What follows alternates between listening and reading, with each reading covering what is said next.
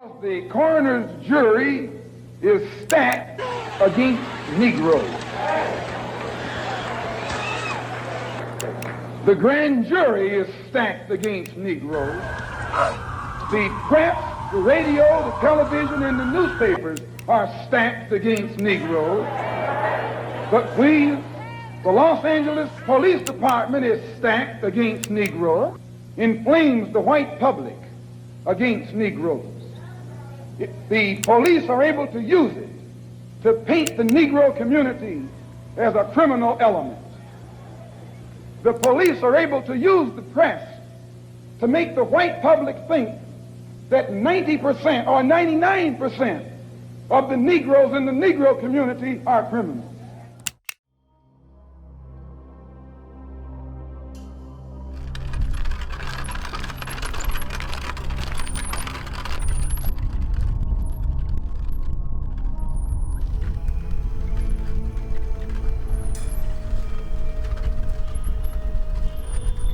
Into our farmhouse.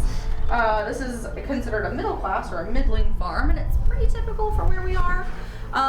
The room we are in right now is the hall, and this is a multi-purpose space. It's going to function as whatever I need it to be, whether it be a dining room or a workroom or a playroom, any of that stuff. And there's also, as you make your way around our farm, you're going to see a replica slave quarter, which a middling farmer like this is probably going to own one or two people.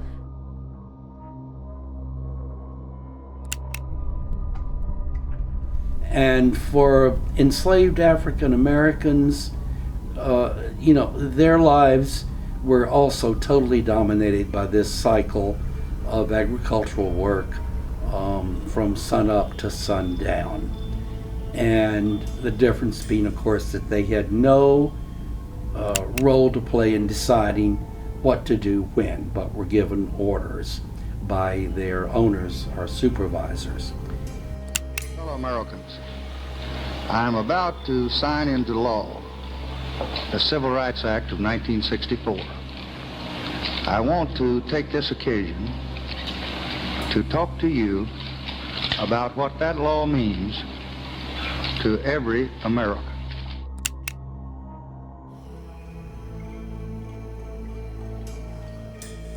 In the affairs of men. That struggle was a turning point in our history. Today, in far corners of distant continents, the ideals of those American patriots still shape the struggles of men who hunger for freedom. This is a proud triumph. Punishment for slaves who disobeyed their master or ran away could be brutal. They could be branded like cattle were as runaways. They could have chains attached to their legs so they could not leave and walk very fast. But on the whole, most punishment consisted of whippings. America is raw right now, and her wounds are exposed. Let's just go through a few of the names, the many names: George Floyd, Ahmaud Arbery, Breonna Taylor, Michael Brown, Trayvon Martin, Eric Garner, Philando Castile, Sandra Bland, Laquan McDonald, Tamir Rice, Jordan Davis, the son of a member of Congress, Alton Sterling, Freddie Gray, Sean Reed.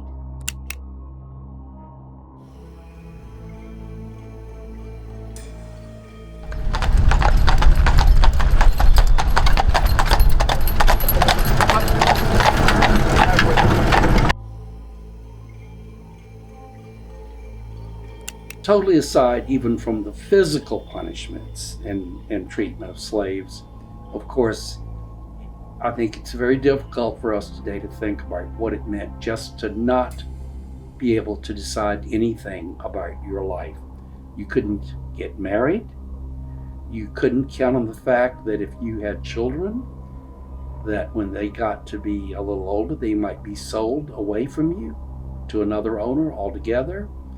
So this uncertainty of life and the inability to determine anything about your personal life in the areas that mattered, I think, is almost in some ways the worst punishment of all. That the law alone isn't enough to change hearts and minds. A full century after Lincoln's time, he said, until justice is blind to color, until education is unaware of race, until opportunity is unconcerned with the color of men's skins, emancipation will be a proclamation, but not a fact. He understood laws couldn't accomplish everything. But he also knew that only the law could anchor change and set hearts and minds on a different course.